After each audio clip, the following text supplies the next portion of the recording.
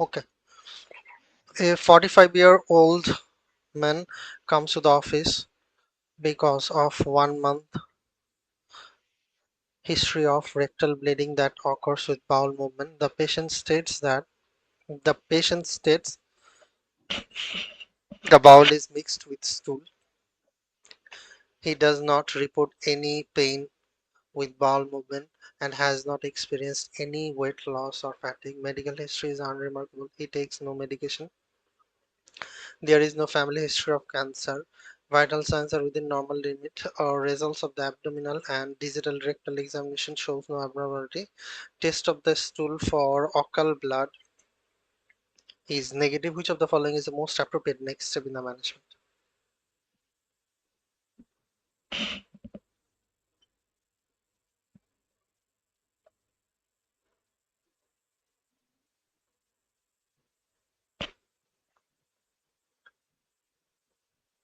Ready?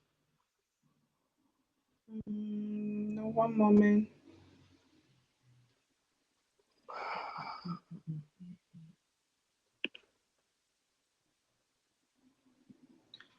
Okay. Okay. Where am I? 31, 31, 31. Wait. So is colonoscopy. Isolated rectal bleeding can be caused by numerous causes. The most severe causes, such as malignancy and inflammatory bowel, benefit from early identification and treatment.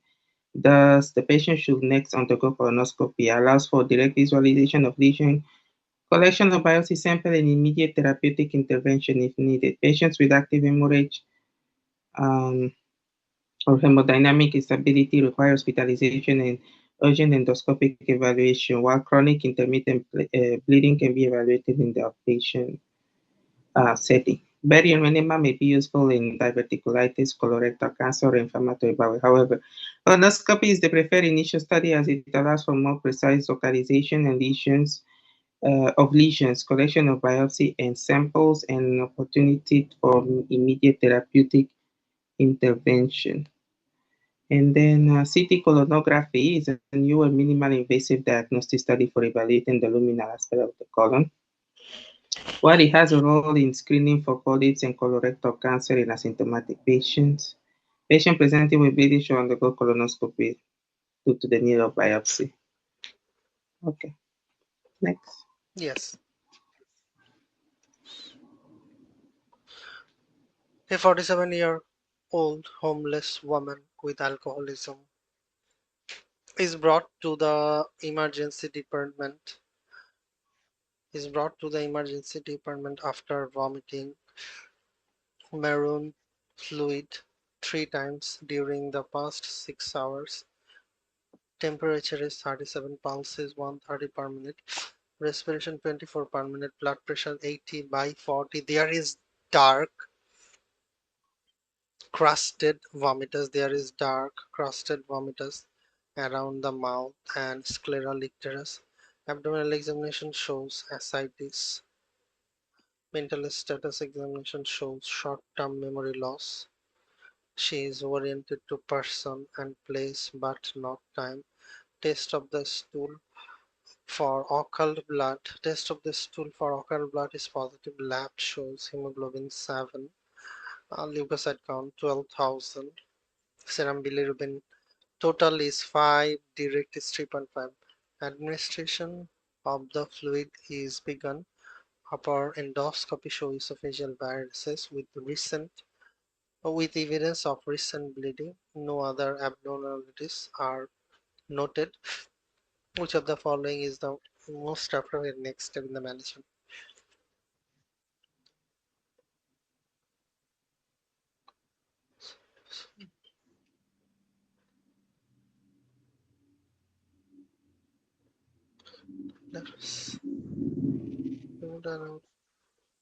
What is the most appropriate? I don't know. We can give uh, tarlipressine or this type of drug, isn't it? But patient is Oh, no. hemodynamically unstable. And there is bleeding. Upper GI endoscopy shows bleeding. Mm, do we do the banding or do we do the Tips. mm, Variceal banding. You are thinking about banding. uh, Esophageal like endoscopic band ligation. Variceal banding. not really. I don't Maybe. know this. Yeah. Okay, Let's. ready? Yes. It's variceal bending. Variceal bending, major cause of mortality. Oh, variceal bleeding, sorry, major cause of mortality in patients with cirrhosis. As patient can suffer Variceal large, band. Oh, oh, sorry. yeah, it's the cancer, variceal banding. As patients can suffer large volume hemorrhage in a short period of time. In addition to volume resuscitation, transfusion of blood, airway protection, emergency EGD is required to achieve hemostasis. Endoscopy interventions are the definitive treatment for active variceal hemorrhage.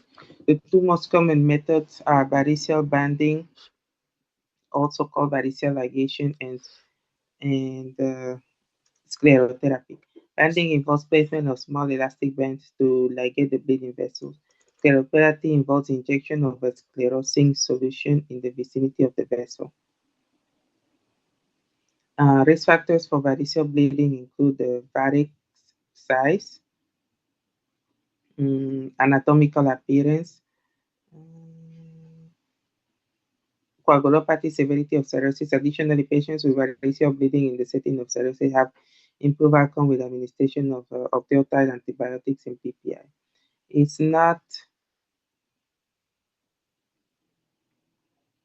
operative creation of transjugular intrahepatic portosystemic shock. Also, TIPS is used to reduce portal venous pressure by placing a low resistant route from the portal system to the from the portal system to the hepatic vein, bypassing the liver.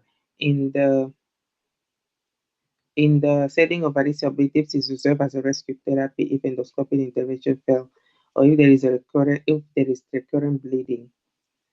Intrahepatic placement of a trans is not commonly performed. And then placement of Sengstack Blackmore tube is also called balloon tamponade. Oh, okay. Is reserved for temporary stabilization of patients with life-threatening bleeding until definite treatment can be achieved. Balloon tamponade has high complication at the bleeding rate and places the patient at risk for lethal esophageal rupture. It is generally reserved for use only in cases of failure or less morbid measure. Okay.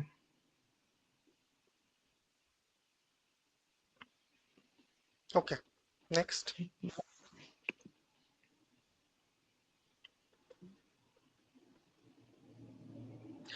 A previously healthy 37-year-old woman comes to the physician 6 hours after the onset of abdominal pain, fever, chills. She takes no medication. Her temperature is 38.6, 101.5 degree Fahrenheit. Abdominal examination show severe right upper quadrant and epigastric tenderness. Abdominal examination shows severe right upper quadrant and epigastric tenderness.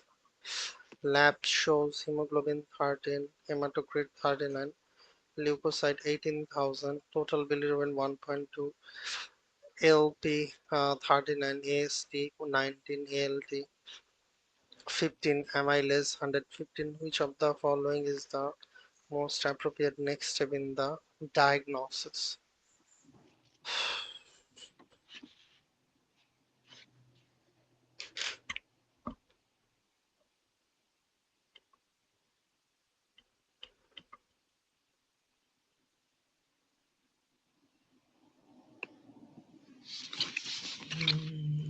Abdominal pain, fever, and chills.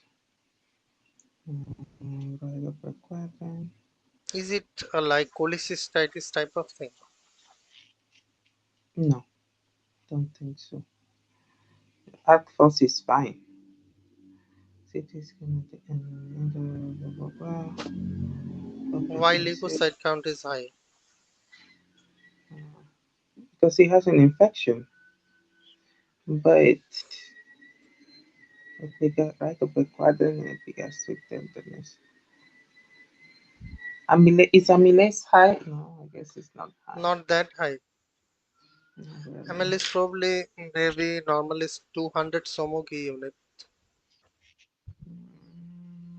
Bilirubin is high. Okay, so bilirubin is high. So, Oh, oh. so maybe abdominal ultrasound. The bilirubin is high, but it didn't say which bilirubin. But she has hemoglobin is a bit low. Between abdominal and CT scan. Initially, abdominal ultrasound is preferred, isn't it? I think Because it, for liver, sorry, for right, yeah, I think initially because it is abdominal. cheap, easily Yeah. available. Okay, let's check. Yes, abdominal ultrasound is the first line diagnostic exam for evaluation of potential cholecystitis. Oh, you were right, it's cholecystitis. Acute cholecystitis occurs secondary to obstruction of the cystic duct from a gallstone, which results in subsequent inflammation of the gallbladder. Typically presents with fever, right upper current pain, tenderness, to palpation often in patients with history of gallstones, occasionally preceded by cystonobiliary coli like cholelithiasis. Mm, Characteristic ultrasound findings of acute cholecystitis include gallbladder wall thickening and hyperemia, pericholecystic fluid and presence of gallstone, dilated biliary ducts, sonography mouth is sign pain when you compress over the gallbladder. If ultrasound findings are equivocal, hide scan, um, a nuclear medicine scan that evaluates for patency of the cystic duct and biliary tree can be performed. Treatment includes supportive therapy, IV fluids, IV antibiotic, and urgent cholecystectomy. It is not the This kind of diagnosis is not first-line diagnostic evaluation for acute cholecystitis. Ultrasound is more sensitive and specific than CT scan for assessment of gallbladder pathology. Next. Okay.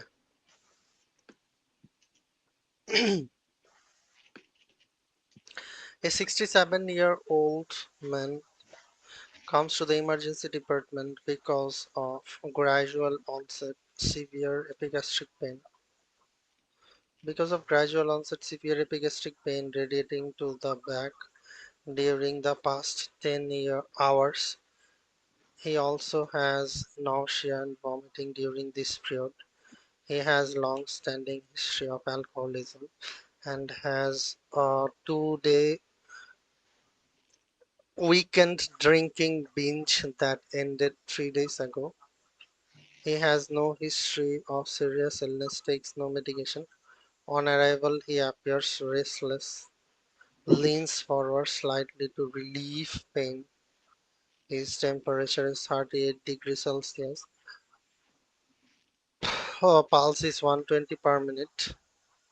Respiration 18 per minute shallow. Blood pressure is 110 by 60 millimeter of mercury.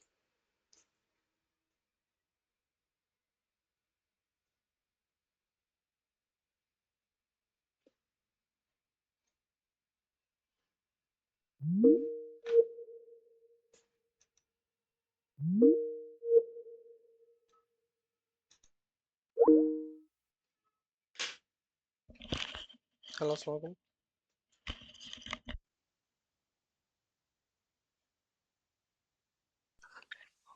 I don't know why electricity has gone this time. It's okay. It's back. No, no, it's not back. I have my mobile data. I'm using that. Oh, okay. Okay. Question 34. Uh, Mm-hmm. should I read the question again? No, I read. Did you read it? Did you finish reading it? Because I read it. I have finished reading it. Let's give the Okay. answer. Okay. Wait 1 second.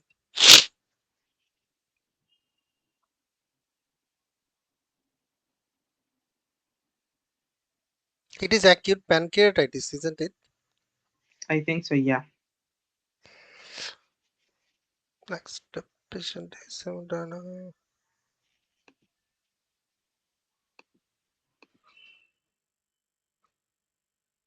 Okay, ready? Yes. Second is bowel rest. Acute pancreatitis typically presents with a epigastric abdominal pain that radiates to the back, nausea, vomiting, open with history of gallstone, alcohol use disorder, trauma, hypercalcemia. Less common clinical manifestations are greater than a sign or a bruising of the flank and colon sign or bruising around the umbilicus. Acute pancreatitis can be complicated by necrosis, hemorrhage, abscess, formation of cirrhosis. Recurrent episode of pancreatitis may lead to chronic pancreatitis and insufficiency in both endocrine and exocrine pancreas. Increased serum lipase activity is commonly seen in acute pancreatitis. CT scan may demonstrate pancreatic parenchyma enlargement caused by inflammation. Liquefied pancreatic necrosis, retroperitoneal fat stranding treatment, and complicated acute pancreatitis is supportive and should include IV fluids like saline and lactate ringer solution, bowel rest, and pain control. Surgical intervention may be required in cases of complications. Next. Okay. An 18-year-old man comes to the emergency department. An 18-year-old man comes to the emergency department 48 hours after the sudden onset. 48 hours after the sudden onset right groin pain while lifting a heavy sofa. The pain has increased in intensity since onset, and as he has vomited twice, he has vomited twice during the past hour. His temperature is 38.2, pulse 100 per minute, respiration 14 per minute, blood pressure 100 by 70. The right scrotum is edematous, slightly. His right, the right scrotum is edematous, slightly erythematous, acutely tender, full. The abdomen is soft and mildly distended. Bowel sounds are hyperactive. X-ray of the abdomen show a few air fluid levels in the small bowel. Which of the following is the most appropriate next step in the management?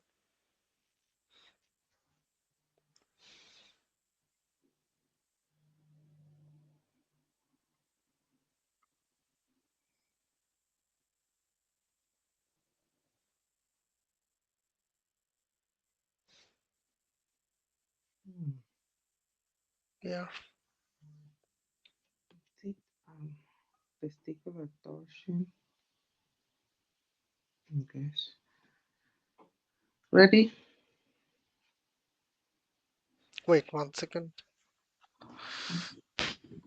Between it's weird. You are in between E or emergency surgical explainer. I'm between C and E. I'm thinking testicular torsion, so you have to go straight Tor, to in usually. case of torsion, we need to do Doppler. Ultrasonogram will not gonna help, isn't it? Oh, You need wait. Doppler ultrasound to see the viability of the testis. Okay. So Ultrasound ultrasound is for like varicocele or like that. oh, I thought you were going straight to surgery when it's testicular torsion. Never mind then. Okay. Okay. Ready? Yes. Okay. So it's surgery, immediate surgical exploration. And inguinal, oh, never mind. It's not testicular torsion. Inguinal hernia occurs when a loop of bowel protrudes to the abdominal wall at and around the inguinal canal. Symptoms Like include a bulge. due to heavy, so like lifting something heavy, he's okay. I got it now. Symptoms include a bulge in the groin or scrotum with associated heaviness or dull pain, often worse with increased abdominal pressure during straining. Risk factors for development include male sex, advanced age, chronic cough, constipation, smoking, abdominal wall injury. Congenital hernias are caused by failure of the processus vaginalis to close, whereas acquired hernias are caused by weakness of the abdominal musculature. Indirect inguinal hernia are most common type of hernia often congenital and occur when the hernia produced through the internal ring of the inguinal canal. Direct inguinal hernias are more commonly acquired and occur within the shell back triangle. Incarceration occurs when the bowel loop is unable to reduce to the abdominal wall opening, which leads to edema, venous congestion of the bowel. Strangulation can occur with subsequent obstruction, ischemia, and necrosis, making both incarcerated and strangulated hernia a surgical emergency. Incarcerated and strangulated hernia present with tenderness to palpation, erythema, fever, signs of bowel obstruction, emesis, abdominal distension, F3 levels on X-ray. This patient presents with red tender, full scrotum associated with fever, emesis, and after experiencing the abrupt onset of growing, oh my goodness. Sorry, let me close my window. I don't know who's coming to vacuum. Okay. Okay. Okay. Growing pain while straining, making a strangulated hernia likely diagnosis. The patient should undergo immediate surgery to remove the hernia, to reduce the hernia and remove the ischemic bowel. It's not C. Ultrasound of the scrotum may confirm diagnosis if loops of bowel are observed. May confirm that, okay.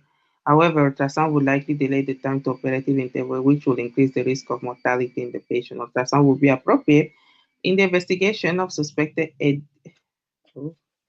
epididymoorchitis, among other genital. Okay. So, yeah, testicular torsion or hernia, whatever is immediate surgery. Next. Okay.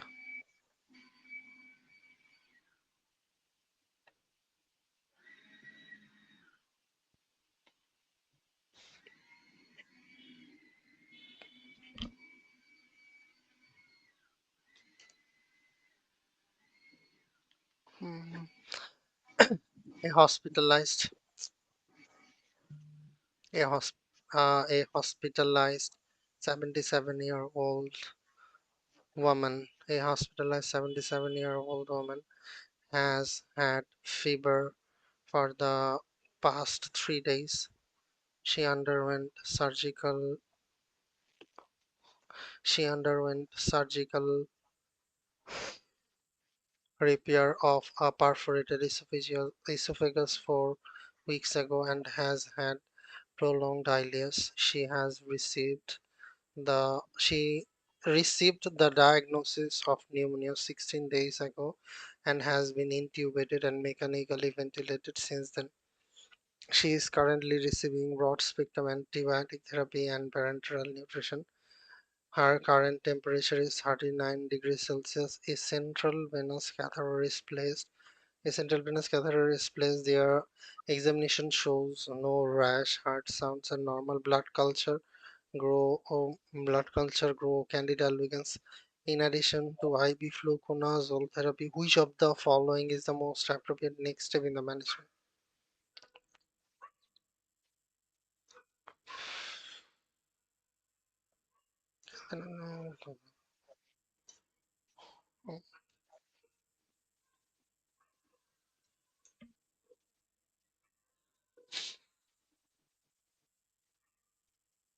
Ready?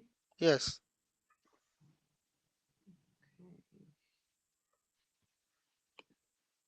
So it's removal of the central venous catheter.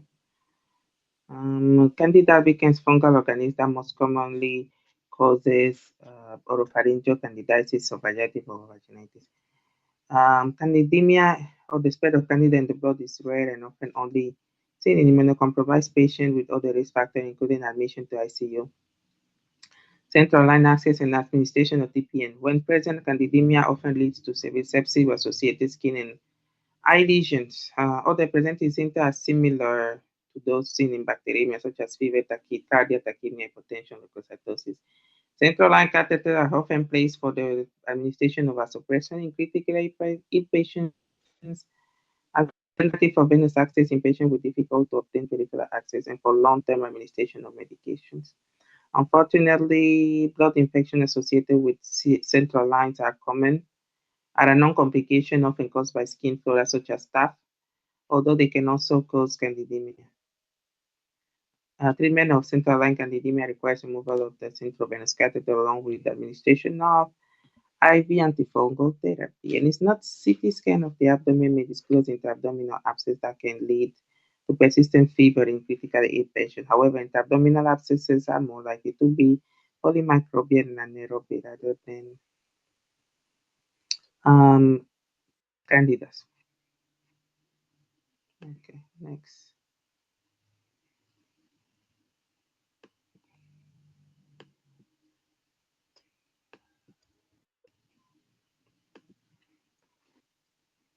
Okay, a 40.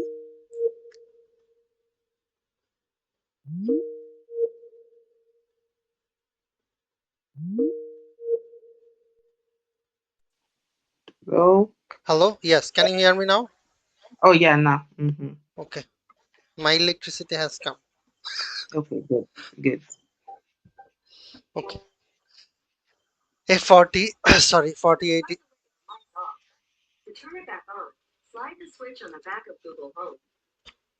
Omar. Yes, yes, I'm here. Okay. This was my Google Home. Okay, Okay. okay. A 48 hours after undergoing mechanical aortic valve replacement, a 67-year-old man develops oliguria. His post-operative course was complicated by emergency re-exploration 18 hours after the valve replacement because of bleeding. At that time, he received 12 units of packed red cell and was hypotensive for 3 hours. Anticoagulant therapy has been withheld because of concern about bleeding. Currently, his temperature is 37.2 pulse, 102 per minute. Blood pressure is 110 by 68. Pulmonary capillary wedge pressure is 12 millimeter. His serum urine nitrogen is 56. Serum creatinine is 3.1. On admission, his serum urea nitrogen is 12 and serum creatinine was zero point 0.9. Which of the following is the most likely cause of this patient's oliguria?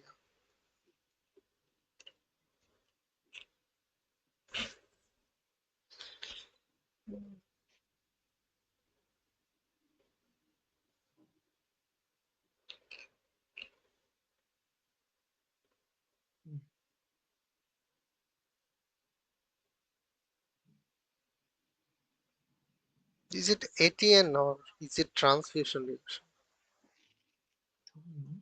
This one. Serum creatinine is raised within after within 48 hours, isn't it? Mm, mm, he had a bleeding. He bled a lot. And then they gave He him. bled a lot and lots of packed red cell is given. Oh, that's the key. He was hypotensive for 3 hours. That's probably what I think is ATN. It's either that or renal. It doesn't make sense. Renal artery embolus from the valve. It doesn't make sense. Well, they took him out of anticoagulation because of the bleeding. So he may have a thrombus, but I don't think it will form that fast. I'll go with ATM. Yeah. Ready? Yes. Nice ATM. Yeah, that was the key hypotensive for 3 hours. Decreased urinary output following an episode of hypotension is consistent with ATM. The cells of proximity, which are responsible for large portion of ion reabsorption from GFR from glomerular filtrate, are highly metabolically active and are essentially sensitive to ischemic injury. ATN progresses through an initial oligouric phase that may last for several weeks before recovery. followed by subsequent polyuric phase. Ischemic ATN may occur secondary to any type of shock. This patient hemorrhagic leading to hypovolemic shock, hypotension, impaired renal perfusion, cardiogenic, obstructive, hypovolemic, and distributic ATH can all result in renal hypoperfusion. ATL may or ATN may also occur secondary to nephrotoxic exposure such as heavy metal, antibiotic, toxic alcohols. Finally, CCPK discusses muddy bronchitis. It's not an acute febrile transfusion reaction, febrile non-hemolytic transfusion reaction. Okay. Occurs due to the presence of preformed antibodies to donor leukocyte antigen and from cytokines in the plasma component of the transfused variable. Uh, Febrile non-hemolytic transfusion reaction. Does he has fever? No. Okay. Ranges from mild fever, minimal additional to severe high fever, rigor, myalgia, nausea. It doesn't have fever. It will not cause acute kidney injury, and it's not renal artery embolus from the valve could result in acute kidney, but it's less likely than ATN caused by hemorrhagic shock. Okay. Okay, next.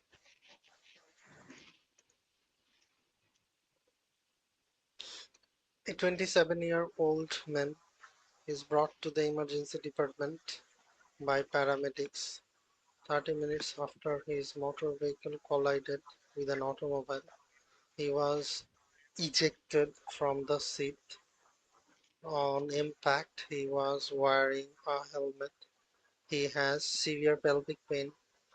His pulse is 100 per minute, respiration 28 per minute, blood pressure 120 by 70 millimeter per mercury. Lower abdomen is tender to palpation. There is no guarding or rebound. Examination of the pelvis show severe tenderness on compression of the iliac crest. There is blood at the urethral meatus and ecchymosis over the scrotum and perineum. On DRE digital rectal examination, the prostate cannot be palpated. Which of the following is most likely diagnosis?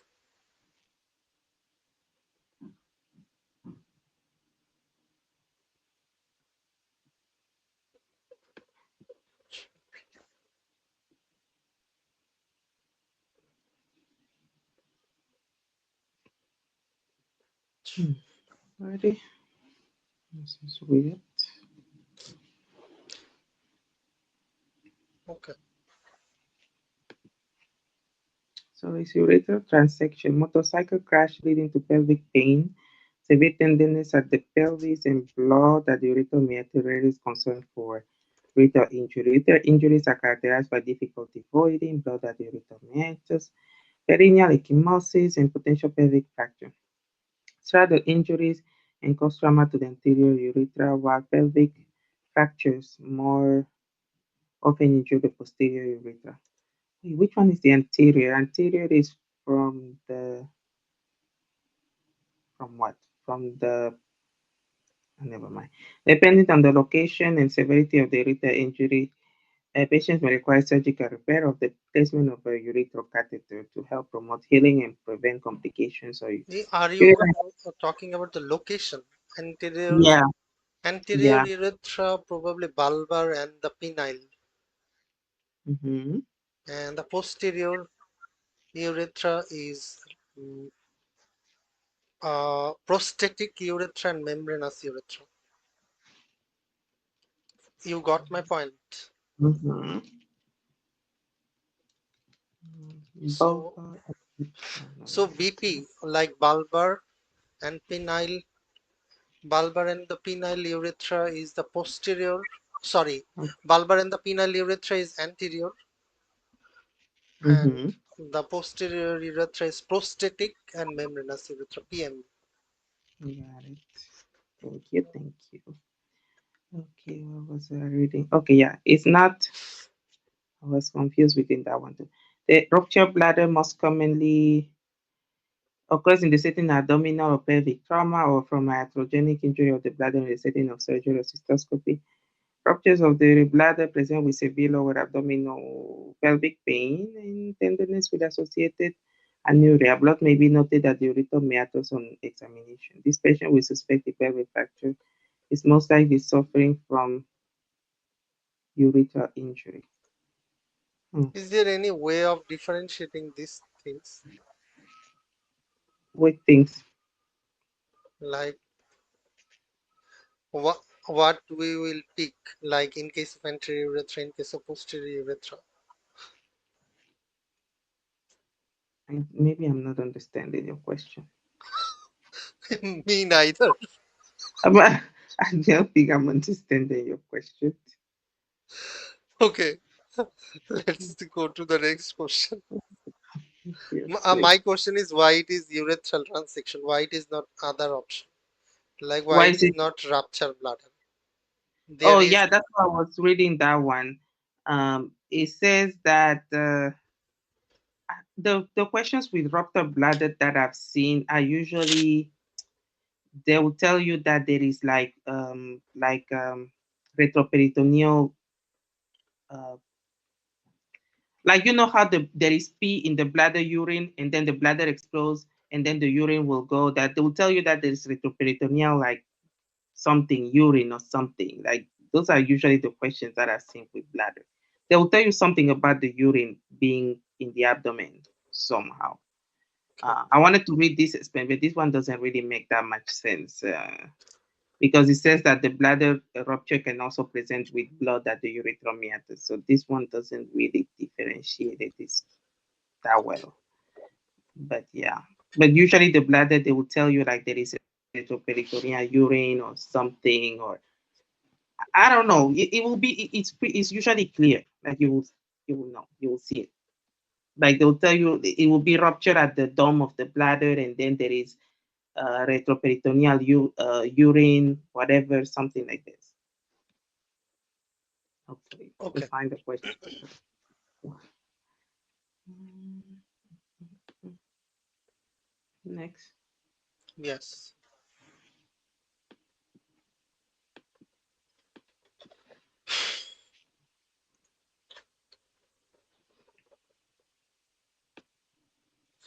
A 28-year-old woman a 28-year-old woman comes to the office because of 3-month history of mass in the upper quadrant of the right breast. The patient says the mass fluctuates in size in relation to her menstrual cycle. She reports no pain or skin changes or around the breast. Her family history is notable for maternal aunt with a history of breast cancer and diagnosed at age 45 years. Vital signs are within normal limit. Physical examination discloses a 1 centimeter mass that is mobile, well circumscribed, non-tender to palpation. No axillary or supraclavicular adenopathy is noted. The remainder of the examination discloses no abnormality. Which of the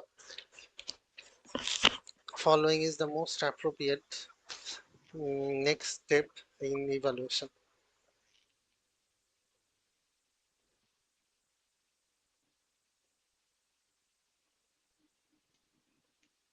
Okay, so we know it's not cancer. So do we just leave it, or do we still do imaging? Imaging starts with age 30, isn't it? Or is it before 30? But I thought when there is a mass, you still do it. And I know the mass here is not. It's probably fibroadenoma. Okay, fine. It's not cancer, Yes, it but is. The mass is mobile, well circumscribed, non-tender. so do we still do imaging because there is the mass still, or do you just because we know she's young and it's fibroadenoma, so we don't do any? I I guess think we we still. should leave it. Okay. I'm I not think we sure should if do. it is wrong. I think we should do because there is still a mass, so we should check. I mean, Okay, it's probably nothing, but we should check. I mean, let's let's say see. that. Yeah, we should check. We Every should. time there is a mass, just check. Okay. Breast Check with masses are ultrasound. because she's less than 30. Yes. Breast masses are common in women while this patient likely has a benign tumor fiber. The normal systemic approach to the evaluation of breast mass is pertinent. Evaluation of reduced breast mass includes throughout history physical exam. Benign masses are small, well circumscribed, mobile, whereas malignant are large, poorly defined, adherent tissue associated with skin and nipple changes, sorry. Further diagnostic evaluation of breast mass depends on patient age as well as blah, blah, blah, concern for malignancy. Younger than 30, ultrasound. Cystic lesions are then observed or aspirated. Benign appearing solid lesions are observed and malignant appearing lesions are biopsied. Okay. For other patient mammography, is the initial technique. And it's not, what is it? E, E, E, E, E. No further evaluation is failure to further evaluate this mass, although it's likely benign, could put the patient at risk for delay in treatment if she were to have a breast malignancy. Further evaluation should be done with ultrasound. Okay. Next.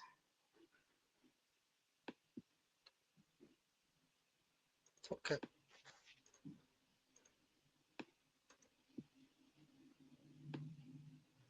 A 62-year-old woman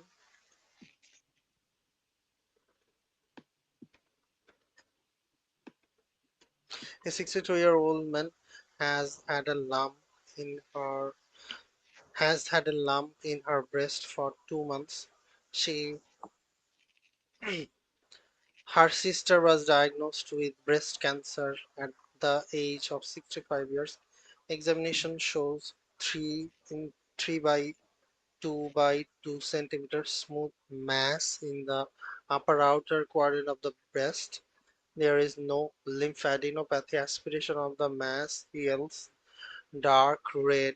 Aspiration of the mass yields dark green fluid. No residual mass is palpable. Which of the following is the most likely diagnosis?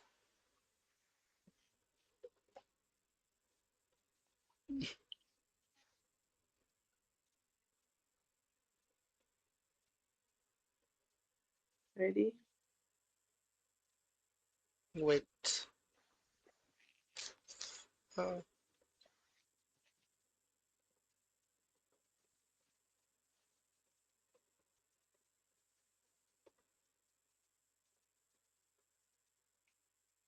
okay. Ready. So it says the breast masses are common in women. Evaluation of the due breast might include history and physical. For benign masses, what we know that further diagnostic evaluation of breast mass depends on age of the patient and concern from malignancy. Patients younger than 30, ultrasound. Older patients, mammograph. Cystic lesions are often observed and aspirated. Simple cysts that completely collapse after aspiration requires no further management. As well, cysts with aspirate colors of clear, brown or green are likely benign, while sanguineous aspirate should be sent to cytology because of increased potential of malignancy. It is not, I'm always confused between this one. Cysta sarcoma phyloid is red type of breast mass that is most often benign but associated with rapid growth and occasional breast architecture changes. Solid mass and will not resolve with aspiration. Okay, next.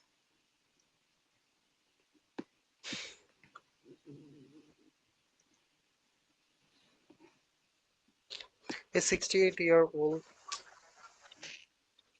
a 68-year-old woman comes to the office for a routine examination. She has no history of serious illness, takes no medication, vital signs are within normal limit. Examination of the breast shows no abnormality. Mammography of the right breast shows a 15 millimeter microcalcification.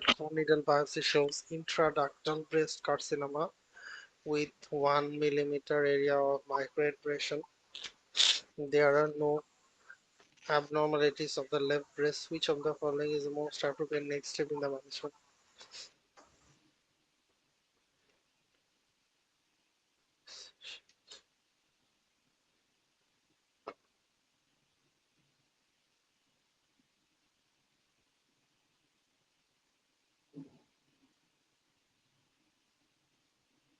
Ready? One moment.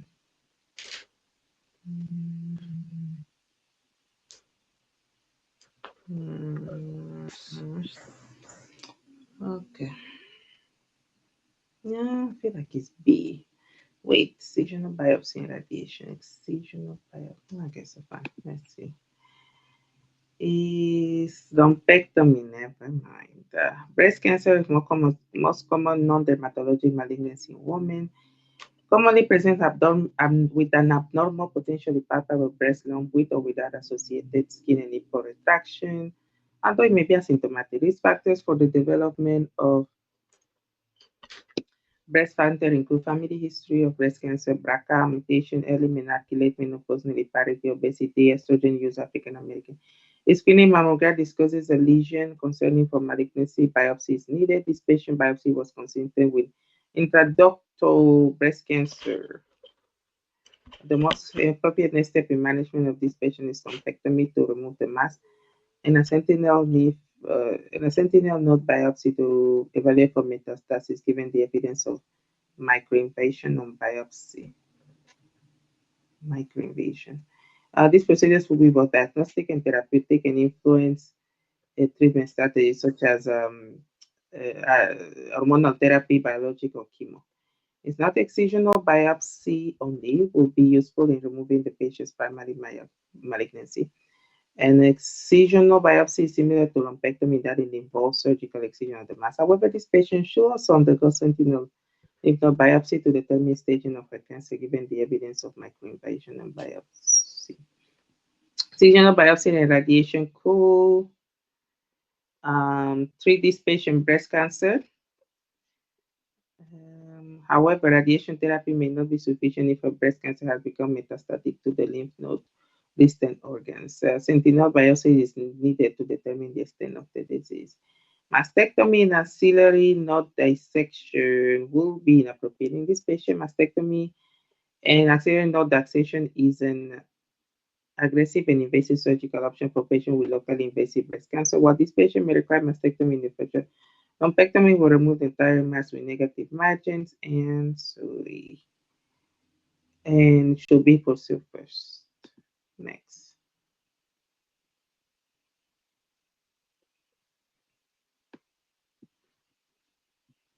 An Ready? afebrile 8-year-old boy. An afebrile 8-year-old boy has the sudden onset pain in the right testis. Examination shows a shallow, tender, slightly erythematous, the shallow, tender, slightly erythematous right scrotum. Leukocyte count is normal. Which of the following is the most appropriate next step in the management?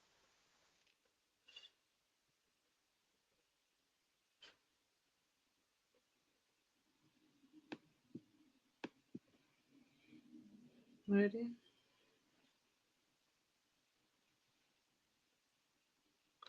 Slightly.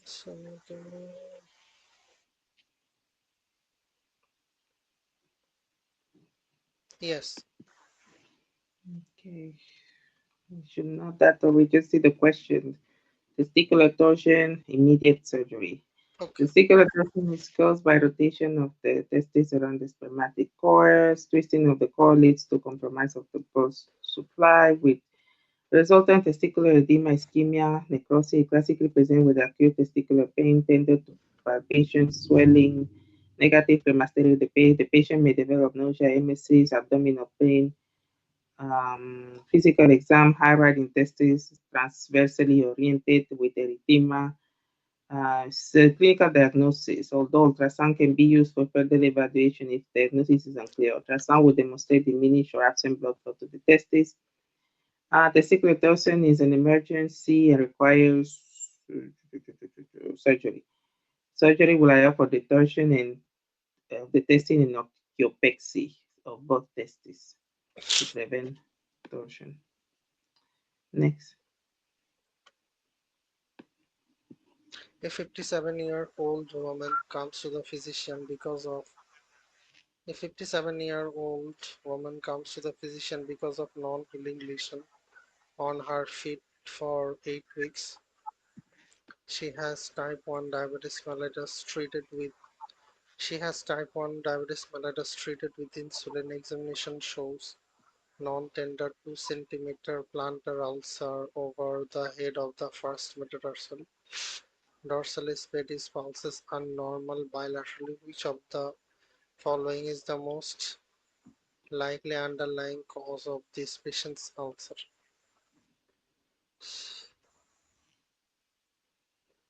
Ready? Wait 1 second.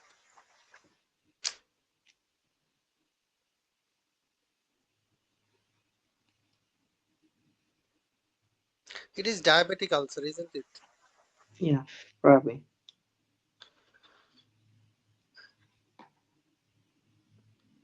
Okay. Okay, so it is peripheral neuropathy. Patients with diabetes, chronic hyperglycemia, uh, in patients with diabetes and hyperglycemia results in deposition of advanced glycation end products capillary endothelium.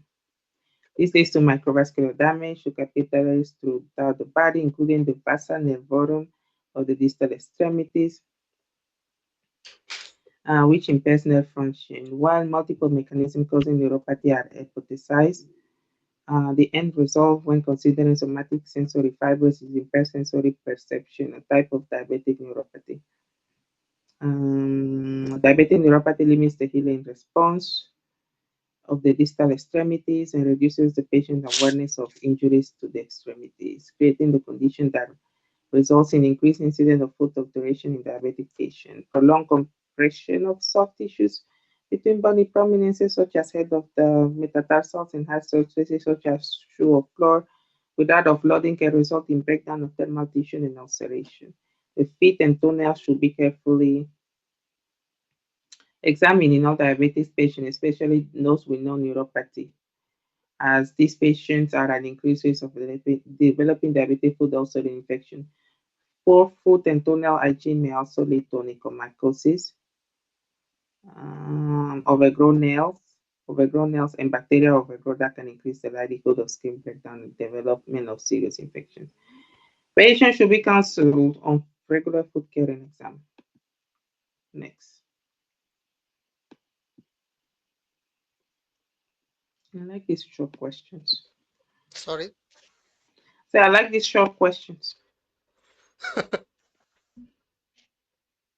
Okay. A 62-year-old woman comes to the office because she has had non-tender lump on the left side of her neck for 3 months. She has had no hoarseness or difficulty swallowing. Examination shows firm, palpable mass in the superior pole of the left thyroid lobe. Examination shows firm, palpable mass in the superior pole of the left thyroid lobe ultrasound. It is irregular, measures 2 into 1.2 centimeter. There is no neck adenopathy. Which of the following is the most appropriate next step in the management?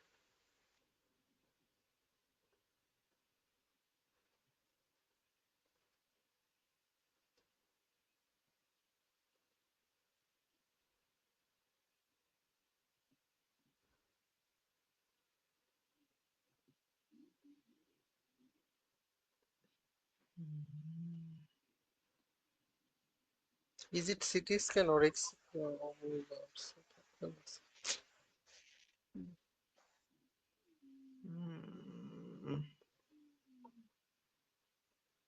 mm,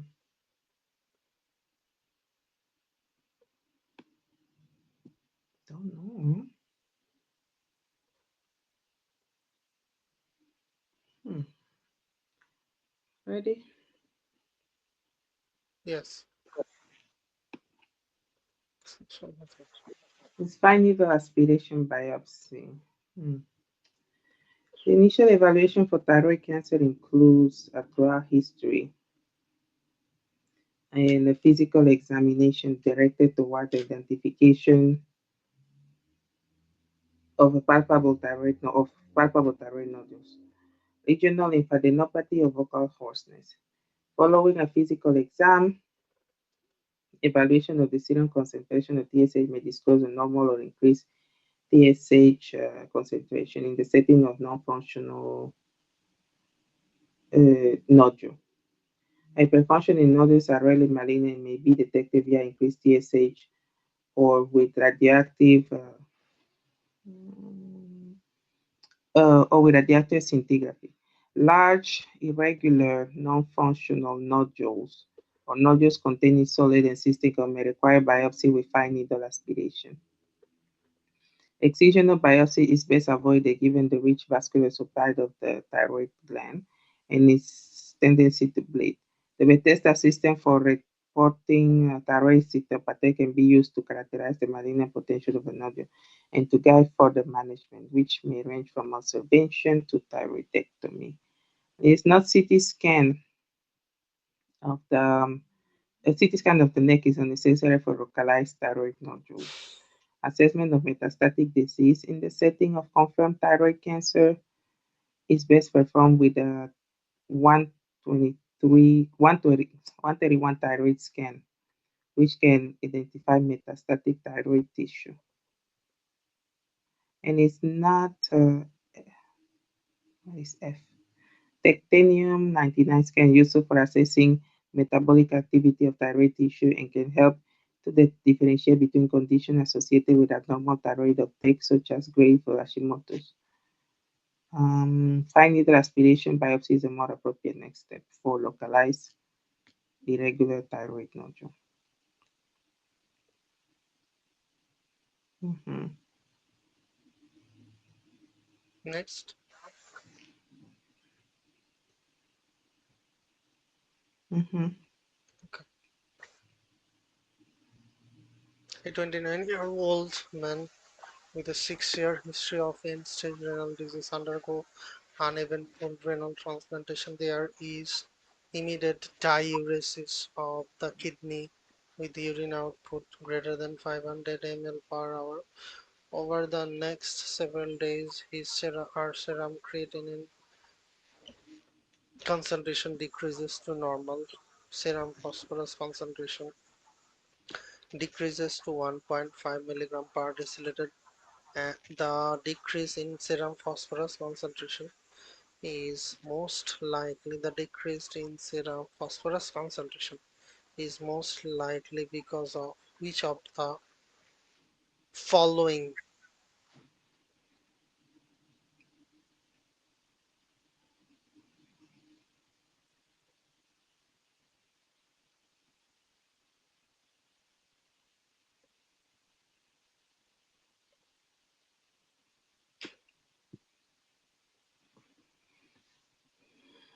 ready? Yes, in CKD there is secondary hyperparathyroidism, isn't it? Secondary hyperpara. Yes. So we should Um, think like that, or we should no, think. I think here is more, it is tertiary that is happening here. Let me read, but I think it's tertiary that is tertiary hyperparathyroidism that's happening here. CKD results in secondary and tertiary hyperparathyroidism caused by derangement of calcium and phosphate homeostasis. As the failing kidney is unable to regulate the level of blood calcium and phosphorus, PTH concentration increase to promote increased serum calcium from the gut to increase from the gut, renal, and bone absorption, and to promote renal excretion of phosphorus. PTH levels remain persistently high in renal failure, and even after transplantation, the increased level can persist for several months or even a year following renal transplant. The graft kidney will appropriately respond to PTH, which will result in resorption of calcium and excretion of phosphorus. There are multiple proposed mechanisms beyond PTH to explain post-transplant hypophosphatemia, though PTH is postulated to play a primary role. Post-transplant, the kidney is also able to produce active vitamin D and function also loss active vitamin D and function also lows in end-stage renal disease. Vitamin D promotes GI absorption of calcium and phosphorus, further contributing to restore serum levels of both and affecting feedback of PTH parathyroid gland to produce PTH. The mechanism of electrolyte homeostasis following transplant is complex, although PTH and vitamin D, among several other factors, play key role. Okay, does it make sense? You want to add something? No. Okay.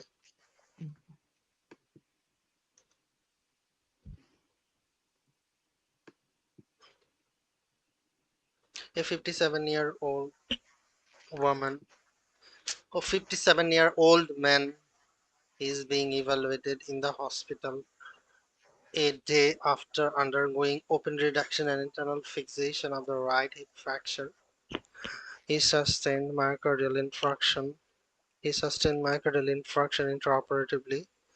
Coronary artery angiography shows two occluded arteries and angioplasty and stenting were performed. He has hypertension, congestive heart failure, hypercholesterolemia, obesity, and major depressive disorder. Preoperative examination included metoprolol, atorvastatin, fluoxetine. All have been continued since admission. Currently, he is intubated and received morphine intravenously every 4 hours and 5% dextrose, 0.9% saline, 100 ml per hour.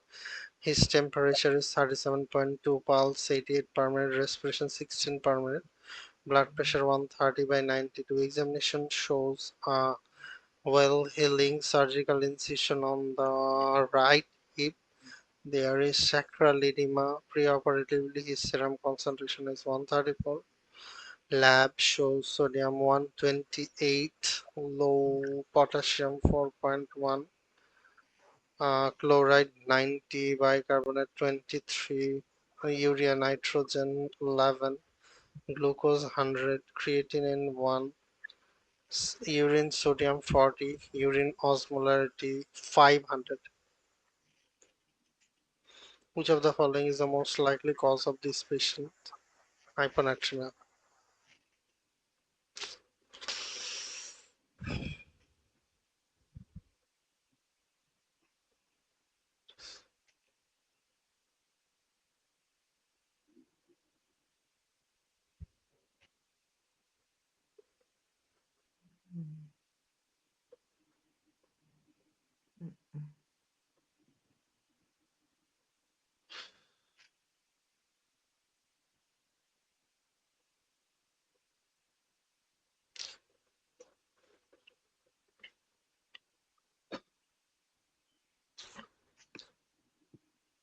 Is it SIADH?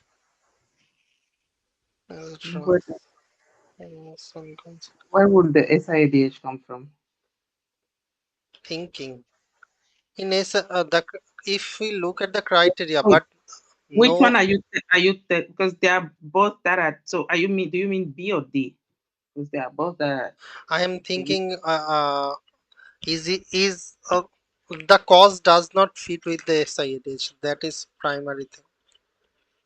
but which both of okay, there are two like increased ADH answers. Like which one do Yes, you mean? B or D?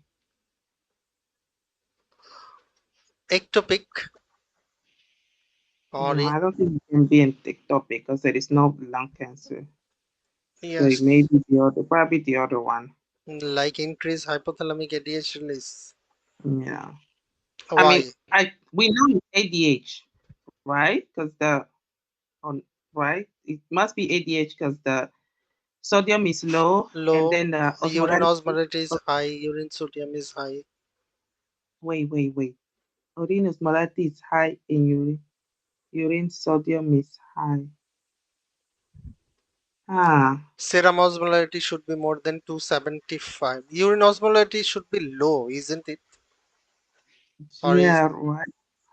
Because if it's a lot of ADH, no, it's fine. Because is ADH is only water that is absorbed. Okay. so urine So, osmolarity should be high, more than 100. yeah. Uh-huh. So What is the normal sorry, urine sodium was that's high? What's the normal one for urine sodium? normal. Urine osmolarity. Urine sodium. Normal urine sodium is less than 25. Okay.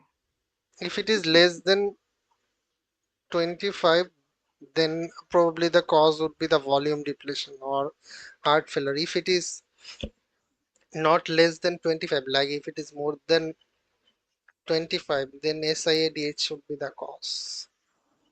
Okay. Ready? So it's D. Okay, I think so. I think. let's see. Yes, the increased hypothalamic because the ectopic there is no ectopic Lung where from. cancer. Yeah.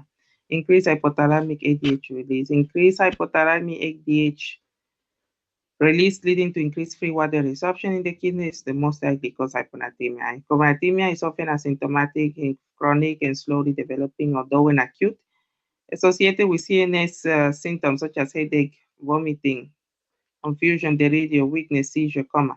Cause of hyponatremia can usually be determined by assessing patient volume status in conjunction with urine and sodium concentration and osmolarity. In all instances, hypoosmolar hyponatremia, the appropriate physiologic response is to excrete dilute urine, which is affected by low urine osmolarity. Urine osmolarity that is substantially above the threshold suggests the presence of ADH, which can either be appropriate or inappropriate. Appropriate secretion of HGS occurs in patients who are hypovolemic or those with conditions such as cirrhosis, renal failure, heart failure that leads to decreased effective circulating volume. In either case, increased ADH secretion results in absorption of free water in the kidneys to maintain blood pressure, even in the expense of serum tonicity. Rapid bedside assessment of volume status can usually distinguish between hypovolemia and edematous states. Patients who are avolemic and have normal BP are more likely to have SIADH. Hmm. As the name implies, release of ADH is inappropriate as these patients have a normal volume status.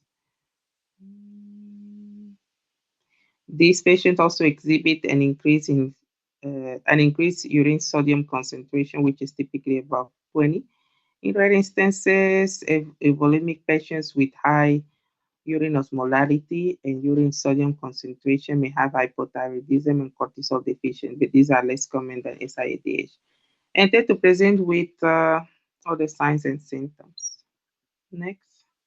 Yes.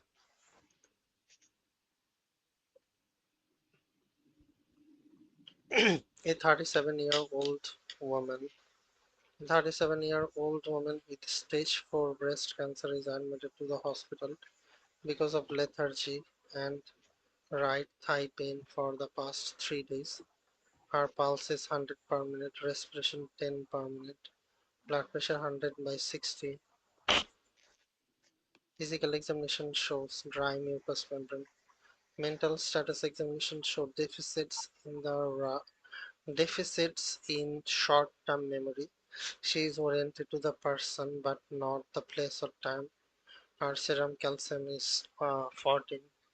Admission of which of the following is the most appropriate next step in the management?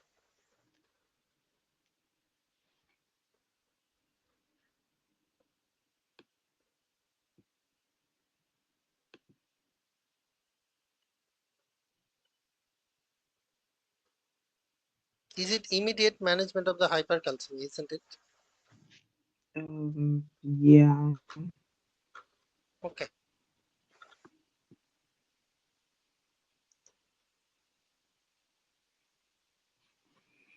ready? Yeah. So it is saline, uh, 0.9% saline. Hypercalcemic crisis secondary to malignancy associated hypercalcemia is the most likely cause of the patient's symptoms. Acute hypercalcemia can present with a broad spectrum of symptoms. It can be life threatening because of its effect on neuronal conduction, the cardiac action potential, kidney function, and volume status. It commonly present with constipation, lethargy, weakness, altered mental status. It can result in short QT interval and nephrogenic diabetes. insipidus, leading to significant dehydration.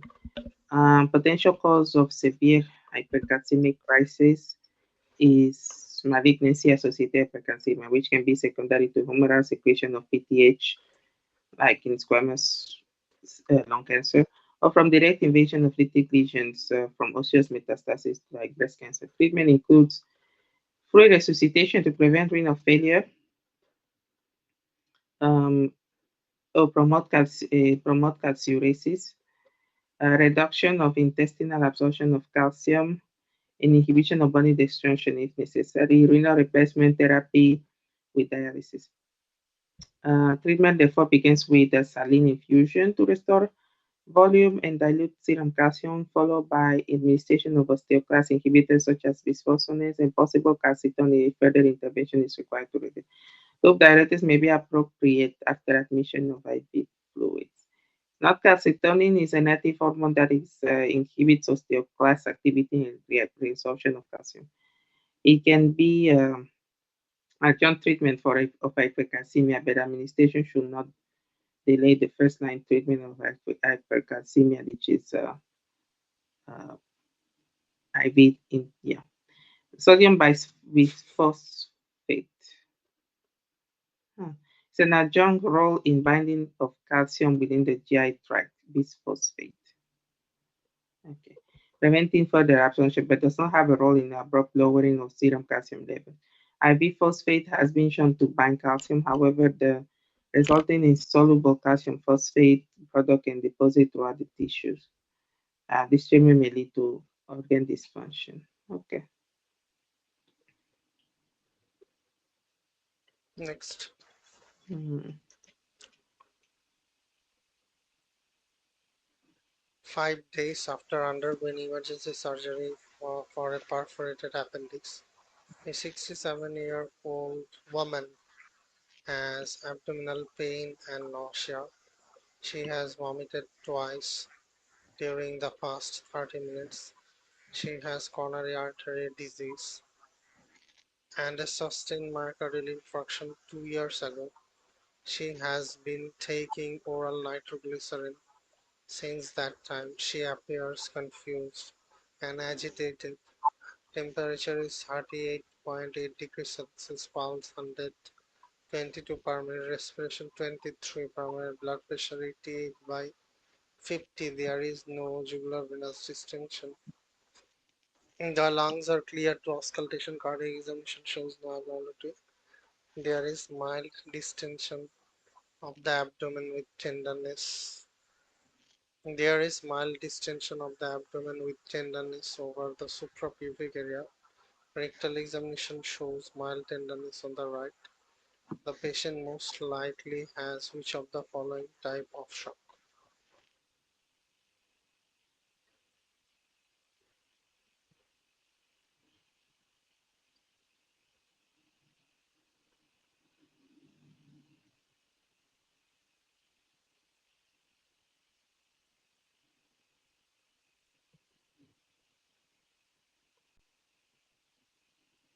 Ready?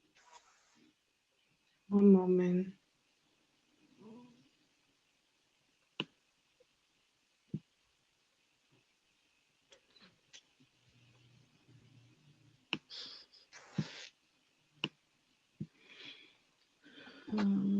Okay, ready.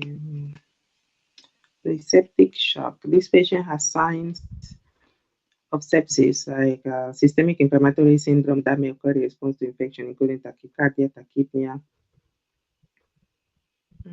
okay, fever, with probably intra-abdominal source. Sepsis can be complicated by shock or multi-organ failure with a high mortality. Septic shock is characterized by vasoplasia, impaired response of the vasculature to vasoconstriction, vasodilation, with markedly decreased systemic vascular resistance, tachycardia, increased cardiac output, oliguria, lactic acidosis. This reduction in SVR is secondary to cytokine-mediated endothelial vessel wall smooth muscle dysfunction. And the initial step in septic shock involves emergence through antibiotic and fluid resuscitation with isotonic crystalloids such as 0.9 saline. Is not BNC. Yes, tracardiac obstructive shock can occur with pulmonary pathology such as pulmonary embolism and tension pneumothorax. Intention pneumothorax obstruction of the venous return results in the obstruction of venous return results in jugular venous distension. Okay. An hypovolemic shock occurs secondary to a significant reduction in intravascular volume, commonly hemorrhage or dehydration, which result in decreased stroke volume and cardiac output. Okay, next.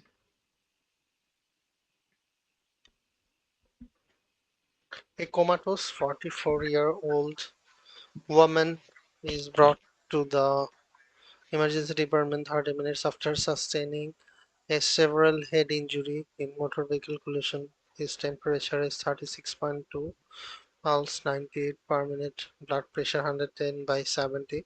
She is intubated and mechanically ventilated. The pupils are mid-range and fixed, and gag and ciliary reflex.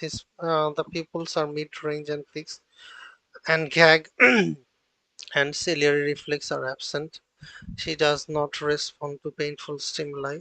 She does not respond to painful stimuli. There are no spontaneous respiration. She has depressed. She has depressed frontal skull fracture. There is blood in the nares and right auditory canal.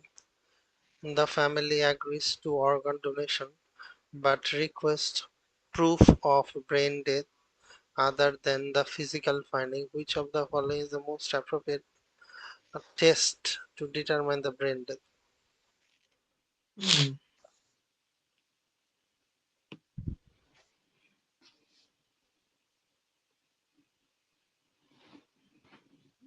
Ready?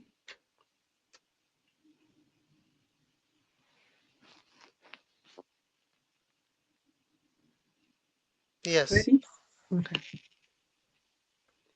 Cerebral blood flow studies. Death is challenging and common situation that physician ban.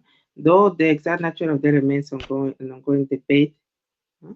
The current generally accepted definition in medical field are irreversible cessation of circulatory and pulmonary function, or irreversible cessation of all function of the whole brain, which is referred as brain death. Okay. The American whatever neurology issues guidelines to a clinician, medical system, and patient family in accepting declaration of brain death. Three primary criteria for adult brain death are non-cause of coma and exclusion of any potential reversible factors. Neurologic examination that tests for brainstem reflexes and central response to pain. An apnea test which assess whether the brain can drive respiratory functions in response to increased CO2. If there is any remaining uncertainty, certain ancillary tests may be performed to demonstrate an absence of cerebral blood flow. Gold standard for cerebral blood flow studies is cerebral angiography, transcranial ultrasound, CT, MR angiography, and radionuclide brain imaging can also be used. It is not MRI of the brain and skull series with the whatever do not provide direct information of brain function and are not accepted in making declaration of brain death in the absence of cerebral blood flow studies. They may provide additional diagnostic or prognostic information in meeting for the first criteria. Okay, next. yes.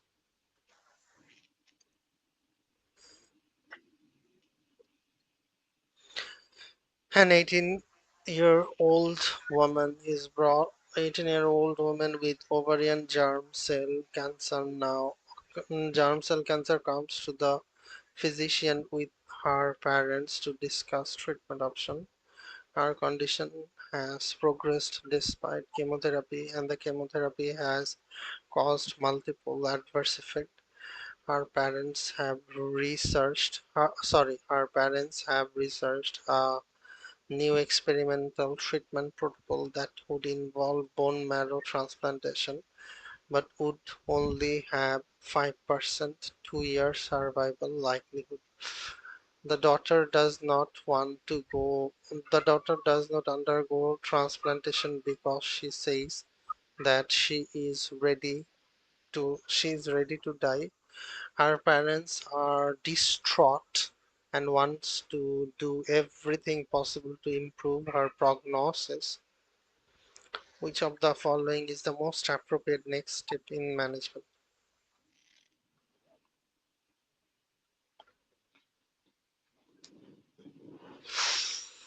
Maybe. Wait.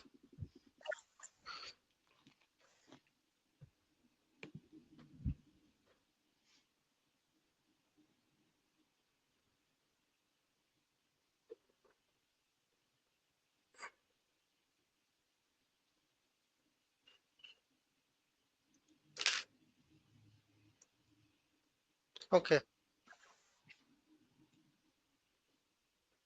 Respect the wishes of the patient.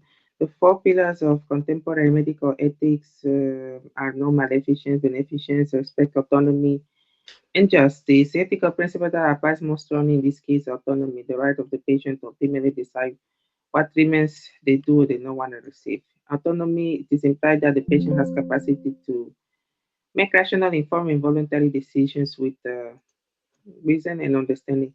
Society recognizes that age is a factor in the ability to make fully reasonable choice with understanding, and the age of these patients are considered to have full autonomy and determined by the legal system. Generally, patients that are 18 or older are considered to have full autonomy in this medical decision making. In this case, the moral decision is to respect the wishes of the patient. Additionally, this course of action also respect the principles of non-maleficence and beneficence, as the patient has already expressed several adverse effects of treatments from the treatment, and the additional experimental treatment is not yet known to have significant beneficence with compared to mortality rates. Okay. Okay. Let's take a break. Okay.